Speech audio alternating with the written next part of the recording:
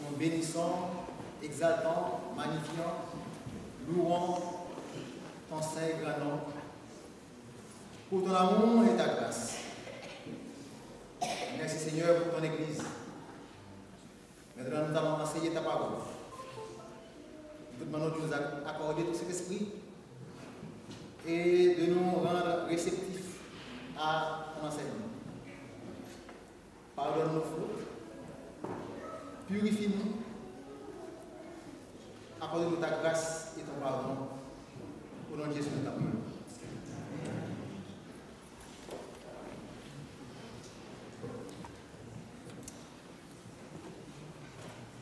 Mes chères sœurs, mes chers frères, mesdames, messieurs, amis visiteurs, bonjour. Bonjour. Que la paix du Seigneur soit avec vous.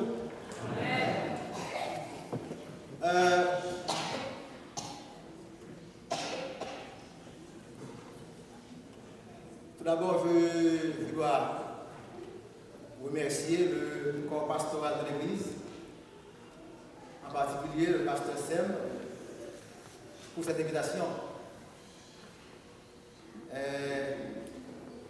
Pasteur Sem et moi, ça fait longtemps qu'on se connaît. Depuis 1986, on partageait le droit des garçons des extermatistes. Ouais. Ça fait longtemps. Et quand il m'a appelé pour m'inviter, je n'ai pas hésité à une seconde, parce que j'ai toujours dit que je suis un fils légitime de l'Église, un produit de l'Église. L'Église a investi en moi.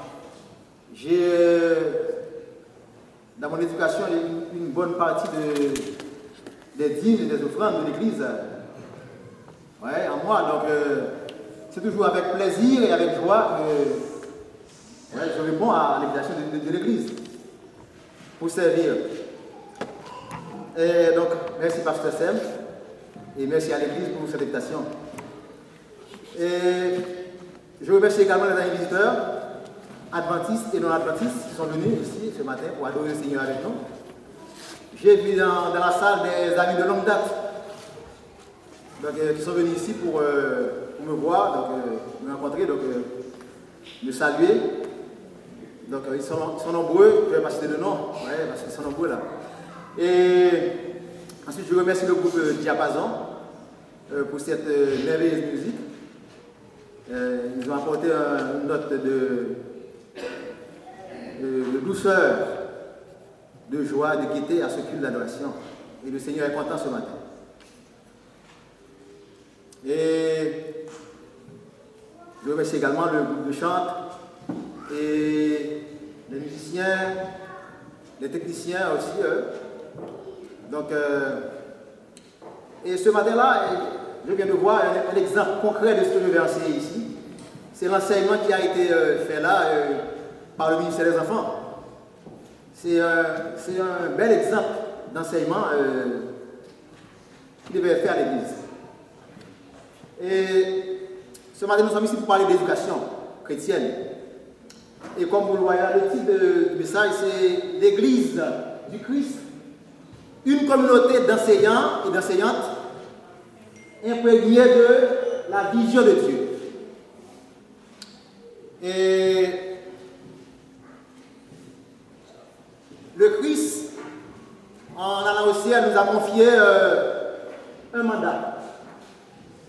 Et le mandat évangélique du Christ est clair et précis. Allez, faites de toutes les nations des disciples, les baptisant au nom du Père, du Fils et de l'Esprit, et enseignez-leur à observer. Ok? Donc ici, le mandat est très clair et précis.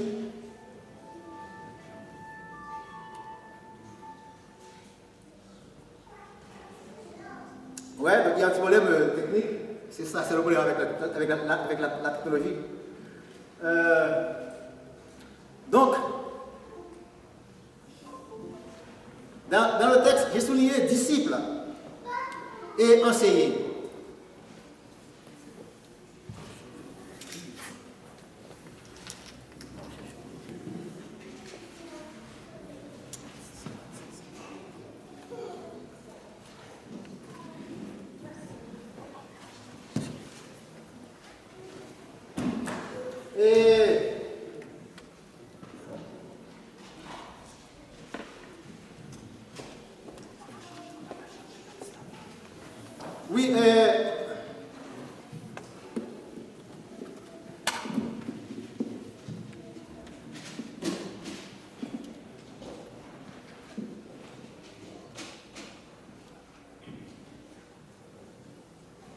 Ok, ça va bien.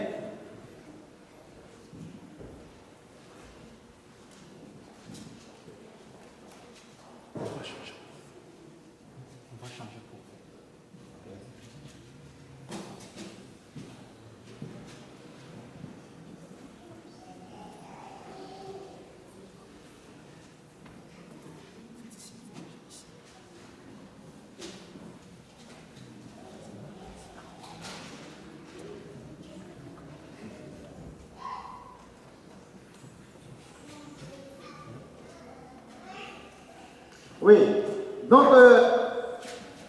comme vous allez le voir, ce matin je ne vais pas prêcher, je vais plutôt enseigner. Et tout bon enseignant, avant de commencer une classe, eh bien, il doit présenter quoi? Quoi? Il y a un syllabus, mais il y a des objectifs, n'est-ce pas, du coup. Donc, d'abord, je commence avec le but de cette journée. Cette journée a un double but. Continue. Le numéro 1, c'est examiner, à l'instar des Béréniens, l'exécution du mandat évangélique au sein de nos églises. Donc, on va faire un examen critique, comme les Béréniens. Vous savez que dans Acte 17, verset 11, on dit que les Béréniens examinaient chaque jour ce qu'on leur disait, pour voir si c'était la vérité. Donc, Pasteur Ashman, il a dit qu'à l'examen baptiste, il y a maintenant trop d'amen. On dit amen pour n'importe quoi. Donc, il faut examiner ce qu'on dit à l'église. Les Béréniens, c'est comme ça. Donc, ce matin, on va examiner avec un esprit critique, à l'instar des Béréniens, comment on exécute ce mandat à l'église. Ensuite, deuxième but, on va essayer d'offrir une nouvelle perspective aux membres de l'église et aux leaders de jeunesse pour mieux encadrer nos enfants. Ça, c'est le double but de cette journée d'éducation. Maintenant, on passe aux objectifs spécifiques. Nous avons 4 objectifs spécifiques à atteindre dans cette journée. 1. À la fin de cette journée, on sera en mesure de mieux comprendre le mandat évangélique ordonné par le Christ dans Matthieu 28, verset 19 et 20. Mieux comprendre. Ça, c'est un objectif dans la taxonomie de Bloom, c'est de la compréhension. Compréhension. Parce que dès qu'on comprend, on peut identifier, on peut expliquer, etc. Et deuxièmement,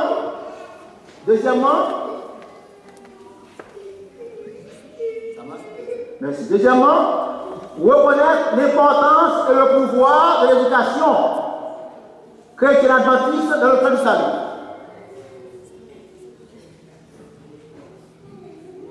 Troisièmement, se définir essentiellement comme un enseignant ou une enseignante animée de la vision de Dieu. Et quatrième objectif, voir la nécessité de prêcher moins et d'enseigner plus à l'église et en famille. Prêcher moins, mais surtout enseigner plus à l'église et en famille. Et là maintenant, on commence avec une importante question, une question vitale. Pourquoi tant de jeunes abandonnent-ils l'église? Ça, c'est un fléau, faire l'église. Beaucoup de jeunes laissent l'église. Ok? C'est une réalité. Eh bien, il y a des réponses qui sont plus courantes que les autres. On dit c'est un signe des temps. La Bible dit c'est un signe des temps, n'est-ce pas? On dit également c'est l'effet du postmodernisme. Vous savez, le Québec et le Canada, c'est une société postmoderniste. Postmoderne. Là, j'ai une revue d'actualité du Québec. Il y a un grand titre. Grandir sans Dieu. Grandir sans Dieu. Comme Comment expliquer aux enfants la mort, la souffrance, le bien et le mal, quand on ne croit pas en aucune religion? Donc ça, c'est le postmodernisme. C'est le postmoderne. Pas de religion. Ok? C'est la faute des parents et des dirigeants d'église. Beaucoup de gens blâment les parents et les dirigeants d'église, disent que c'est à cause d'eux que les jeunes abandonnent l'église. Les jeunes ne sont pas spirituels, c'est ce qu'on dit. Ensemble, on dit c'est le travail du diable. En effet, bon, oui, ça. C'est le diable qui agit. Et, mes chers amis, l'enfant a été, est et sera le cible numéro 1 du diable. Au temps de Moïse, qu'est-ce qui s'est passé? Le mot était tuer les enfants, mal. Exode 1, verset 22. Pharaon a pris un décret pour éliminer tous les enfants, mal. Au temps de Jésus, la même chose. Le même mot d'ordre avec Hérode. Matthieu 2, verset 16. Et aujourd'hui, c'est le même mot d'ordre. Il y a une destruction massive de tous les enfants de la planète. C'est ce que le diable veut. Et j'ai des chiffres, des statistiques pour vous. Aux États-Unis, on dit c'est 1,3 million d'abandonnements par année. Ça veut dire que nous avons 3562 vies par jour. Seulement aux États-Unis. Dans le monde, c'est une grossesse sur 4. Une grossesse sur 4. Selon le magazine Revif. C'est nous avons 55 millions, 55,7 millions d'avortements par année, selon l'OMS.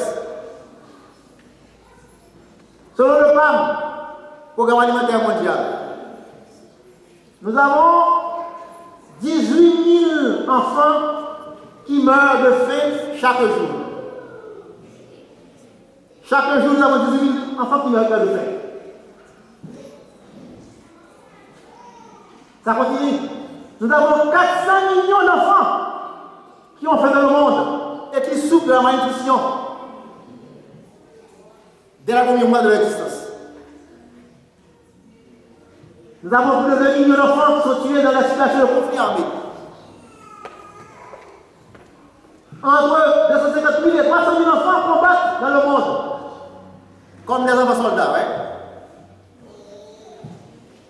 Et nous avons plus de 200 millions d'enfants qui exercent des activités qui nuisent à leur développement mental. Par exemple, ils travaillent dans les manufactures. Ouais. Donc c'est beaucoup. Et il y a une forme de destruction massive. C'est ce qu'on appelle la défaillance. Défaillance mentale, intellectuelle, défaillance morale, défaillance spirituelle et sociale des jeunes. Vous voyez? Donc le diable fait tout pour détruire les enfants. Et voilà pourquoi dans ce message, on a adopté cette réponse-là.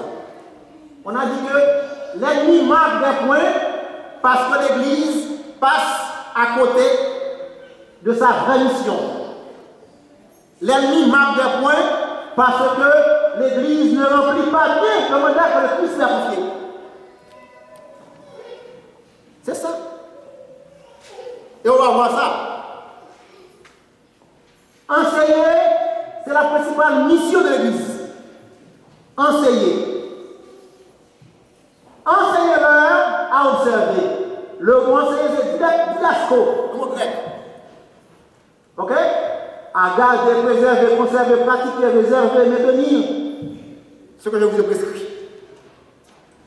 Enseigner à un disciple. Dès qu'il y a un enseignement, il y a un disciple. Donc l'Église doit préparer des disciples. Et un disciple, c'est quelqu'un qui est aussi bien préparé que le maître. Et le mot matéres ici est employé 249 fois au Nouveau Testament. Et il y a un groupe évangélique qui vient de l'église adventiste, qui sort de l'église adventiste. C'est-à-dire on leur considère comme des fanatiques. C'est des pays, on parle de comme une secte. Je ne vais pas dire de nom, mais vous voyez de qui je parle. Ok? Ils ont adopté ça de l'église adventiste. Et ils font de l'enseignement. Voilà pourquoi leurs membres sont solides. Mais nous, aujourd'hui, on fait pour ça.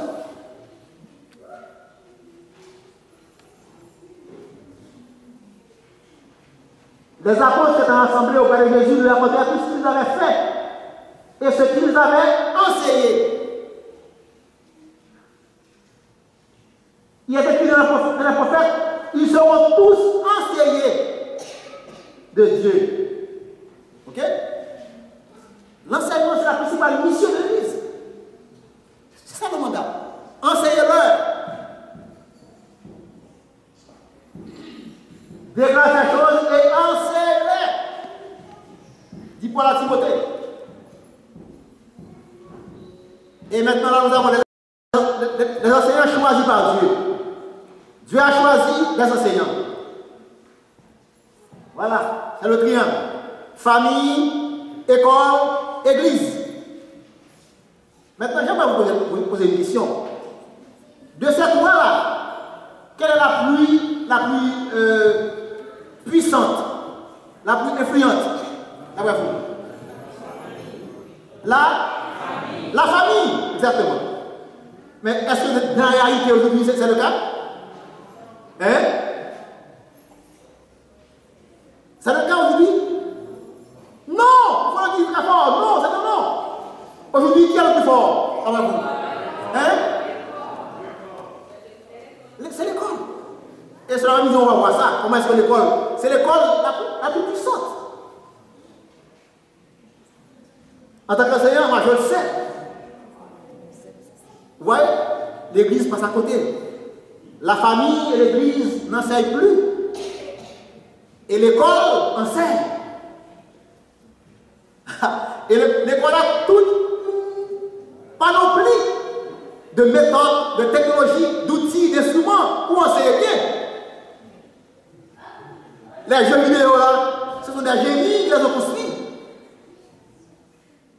Ah ouais?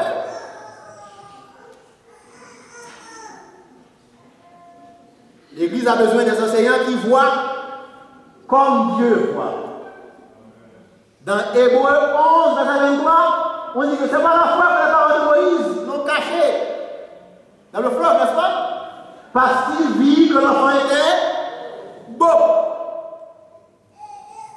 Et après ça, qu'est-ce qu'il dit? Moïse était beau aux yeux de Dieu.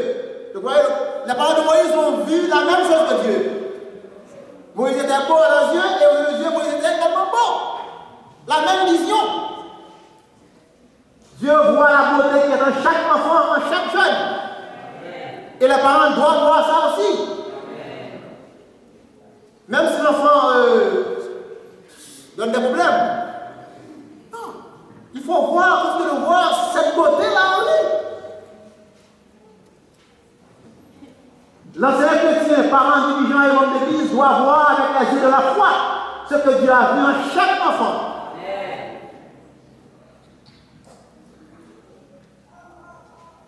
Dieu voit le potentiel qui est caché au fond de chaque personne.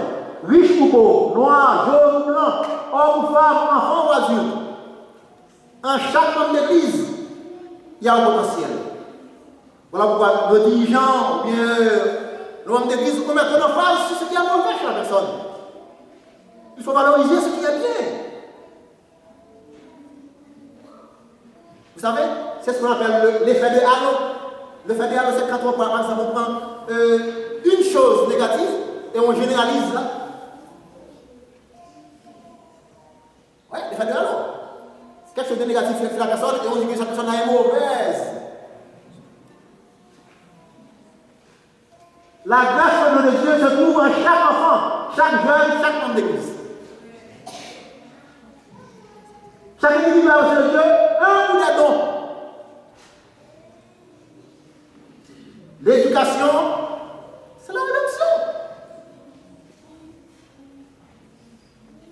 L'éducation est un processus de guérison de l'émotionnel, du spirituel, du mental et du corps. Donc quand on éduque, qu'est-ce qu'on fait? Quand on éduque, on soigne l'émotionnel, le spirituel, le mental et le corps. C'est ce qu'on fait. Et elle dit, l'éducation et la rédemption sont une seule et même chose. Et au Sématir, le père de la révolution cubaine a dit, éduquer, c'est réanimer, c'est sauver. Donc, éducation égale rédemption. Quand la famille, l'école et l'église n'éduquent pas ou mal éduquent, ça rend l'ennemi efficace et plus fort. La parole de Dieu, une fois bien enseignée, a l'effet de puissant vaccin qui évitera à nos enfants toute contamination. Mais il faut surtout enseigner. Prêcher moins, enseigner plus. Maintenant, voyons le mot enseignement dans la Bible. Ok? Vous allez voir ça. Ce matin-là, j'avance des faits. C'est la Bible qui parle. C'est pas quoi? C'est la Bible qui parle. Voilà les mots que nous utilisons dans l'Ancien Testament pour désigner l'enseignement. Excusez. Vous voyez? Il y a 6 mots. Et là, je donne le nombre de versets. Yada, Lama, Yara, Sakal, Zah, Shanak. Je ne parle pas l'hébreu, ouais, mais il y a des théologiens là qui ont fait l'hébreu. Ok? Donc il y a le site enseignement.com, mais ça fait pasteur Saint-Louis ce site-là dans son cours. Donc vous pouvez aller consulter ces mots-là. Ça c'est l'enseignement de la Bible. Ouais? Mes frères et sœurs, c'est beaucoup de versets là. Beaucoup de versets. Et là je vous donne quelques exemples. On va aller plus vite. Ouais, il y a là, c'est enseigner, transmettre des faits ou des informations, faire connaître, savoir, connaître, apprendre, connaissance, soin, comprendre, découvrir, observer. Parent. Vous voyez? Donc le parent, c'est le premier enseignant d'enfant. Voilà pourquoi on dit que c'est le plus fort, c'est la plus puissante. Et malheureusement aujourd'hui, l'école a remplacé les parents. Et il y a un verset, Genèse 3, verset 5. Dieu sait, Yada. Il est dit, verset 19. Je l'ai choisi. Et ça ici, c'est la principale raison. La raison pour laquelle Dieu a choisi Abraham. C'est parce qu'Abraham pouvait enseigner. Abraham avait cette capacité d'enseigner. C'est ça qui est dit là. L'enseignement.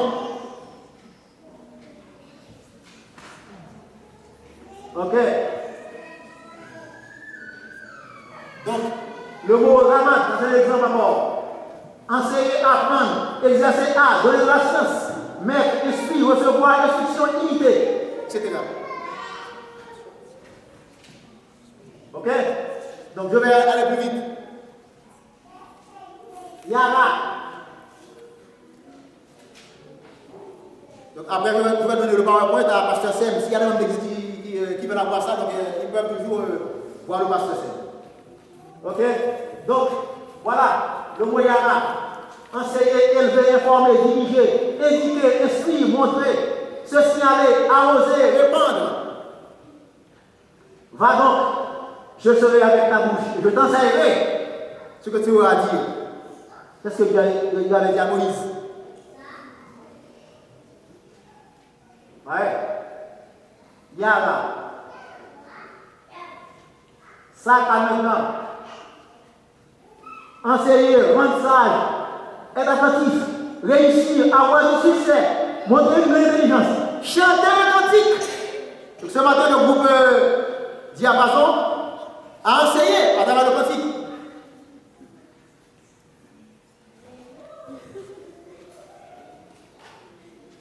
Ok? On avance.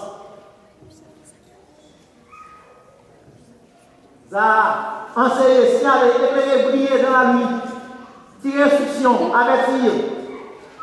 Ouais, etc. Donc c'est encore beaucoup école misogynelle. Réprimander, c'est l'enseignement. Voilà ce que Dieu avait dit à Daniel. Daniel a révélé ceux qui ont enseigné la justice à la multitude brilleront contre l'étoile.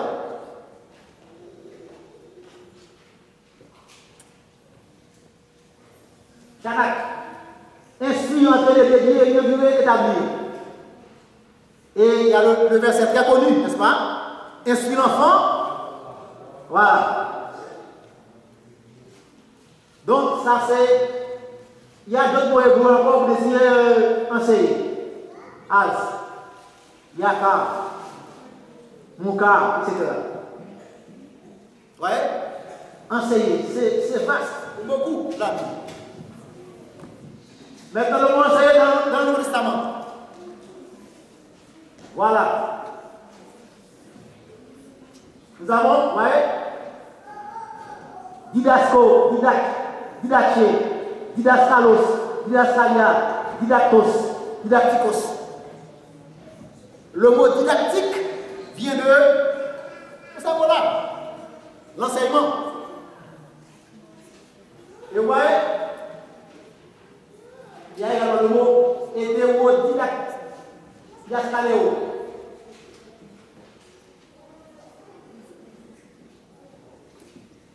Là, je vous donne la définition. Ouais, le sens de ce mot-là, et ensuite, il y a d'autres mots également. Ouais, ça peut enseigner.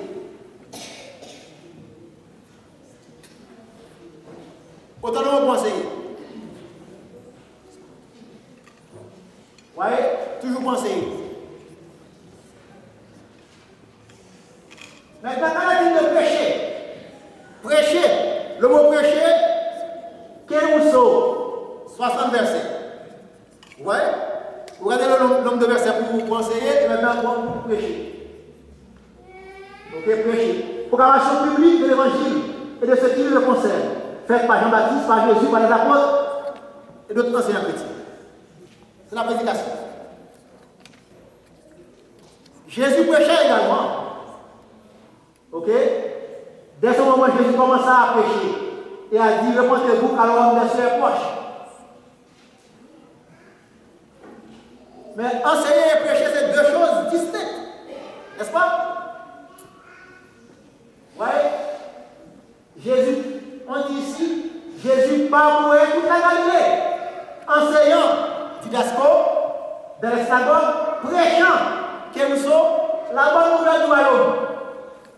Donc Jésus prêchait et enseignait. Ouais? C'est deux choses différentes, deux choses distinctes. Mais l'enseignement était la principale tâche de Jésus. Il se rendit à Capernaum et le jour du sabbat, Jésus entra d'abord de la synagogue et il enseigna. Et Jésus étant parti de là, se rendit dans cette territoire de la Judée, au-delà du Judée. La foule s'assembla de nouveau près de lui. Et selon sa coutume, je souligne, selon sa coutume, il se mit encore à l'enseigner. Ouais, mes frères et sœurs, Jésus enseignait beaucoup plus sur le péché.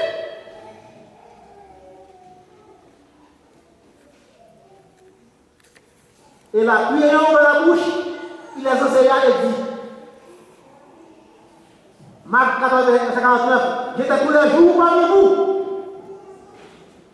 Tous les jours parmi vous, enseignant dans le temps. Ouais? C'est clair, comme de l'eau propre.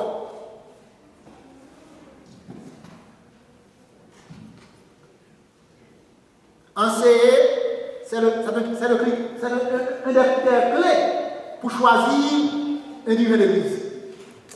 C'est ce qu'il y a dit là. Ouais, il faut donc que les évêques soient irréprochables. Marie tout seul, femme, sobre, modéré, régler dans sa conduite, hospitalier, propre à l'enseignement. Et vous savez, aujourd'hui, il y a des critères pour évaluer quelqu'un qui enseigne. Okay? Il y a des critères, il y a des indicateurs qu'on peut mettre dans un questionnaire pour évaluer si quelqu'un peut enseigner. Donc, enseigner est 7 fois plus,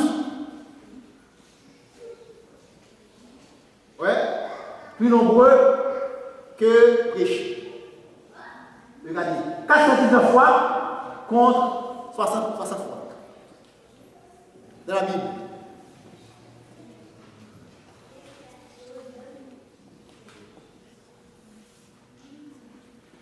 Maintenant, il ne suffit pas d'enseigner. Il faut donner un enseignement de qualité. Et nous allons voir maintenant quelques caractéristiques de l'enseignement de qualité. D'abord, c'est un enseignement qui va centrer sur l'amour radical. L'amour radical ou l'amour inconditionnel. Les parents doivent aimer leurs enfants sans condition. Les maîtres sans condition. Les membres d'église doivent aimer sans condition. Je ne t'aime pas parce que tu es beau, parce que tu es bon. Non. Je t'aime parce que je dois t'aimer.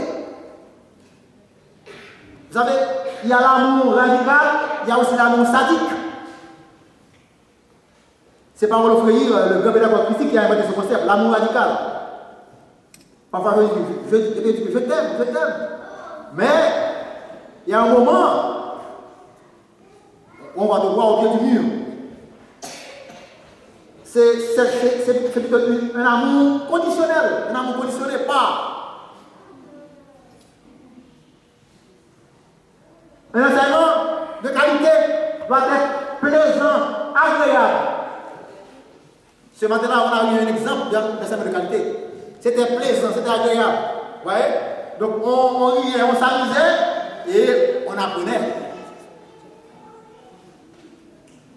Et parfois on dit pourquoi est-ce que les jeunes n'aiment pas l'école ou n'aiment pas l'église? C'est parce que l'enseignement n'est pas de qualité. C'est pas plaisant parce que les jeunes, ça doit être funny, comment on dit en anglais, funny, agréable, amusant. Ok? Ça doit répondre aux besoins réels de l'apprenant. Et il doit être actif, participatif, imagé et pratique. Et un enseignement de qualité doit utiliser des méthodes variées et diverses. Et là, on va voir des exemples.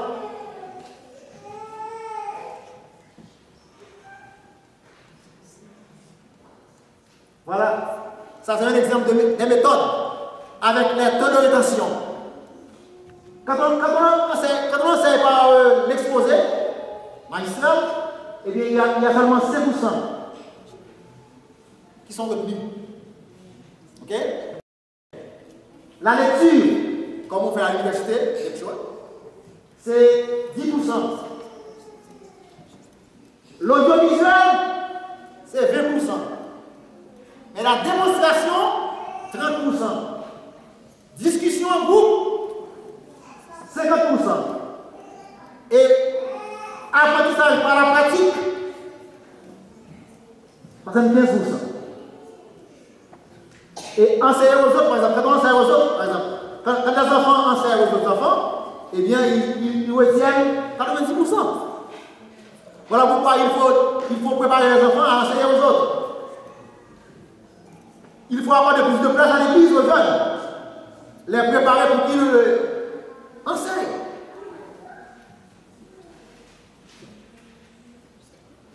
Et il y a aussi cette méthode-là, quand on utilise immédiatement l'apprentissage. C'est-à-dire quand on va l'utiliser dans la vie pratique, à 90%. Et là, résultat. Donc on dit, quand la méditation La prédication, c'est bien. Quand il y a trop de prédication, c'est bien. Ça produit un mauvais effet à l'église. Mauvais effet. Les gens sont vides et faibles. La foi de nos enfants correspond à la mesure de l'enseignement dispensé. Si on enseigne beaucoup, eh bien ça va développer la foi des enfants. Tel maître, tel disciple. La Bible dit le disciple n'est pas plus grand que le maître. Mais tout disciple accompli sera comme son maître.